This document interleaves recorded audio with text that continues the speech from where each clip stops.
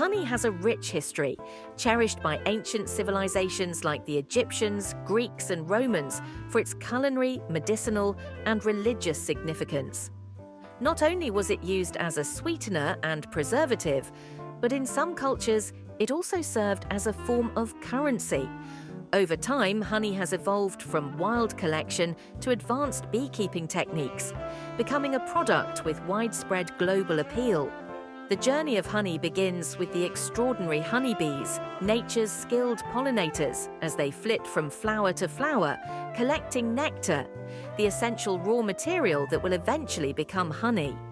Once the bees gather the nectar in their honey sacs, they return to the hive, where the magic of transformation begins. Inside the hive, the nectar undergoes a delicate process, turning from a watery substance into the thick, golden honey we know.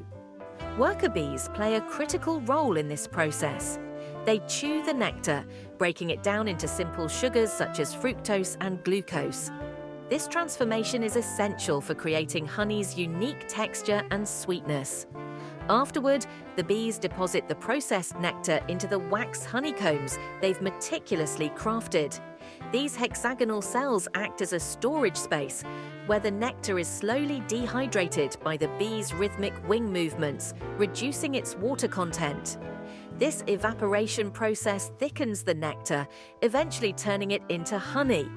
Once the moisture content is just right, the bees cap the honeycomb cells with beeswax, sealing in the honey for preservation. Gathering honey requires a gentle touch and the expertise of skilled beekeepers. Beekeepers use a smoker, a device that produces smoke from materials like burlap or pine needles to calm the bees and reduce their defensiveness. Inside the hive, wooden frames hold the honeycomb, providing a stable foundation for the bees to build their wax cells. The beekeeper carefully removes the honeycomb frames, ensuring minimal disruption to the bees. The harvested honeycombs are then taken to a specialized facility for extraction.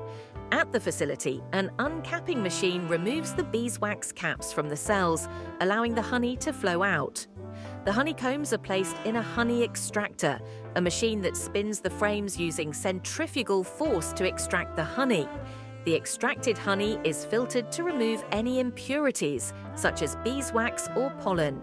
The pure golden honey is then carefully poured into jars and bottles, ready to be enjoyed by honey lovers everywhere.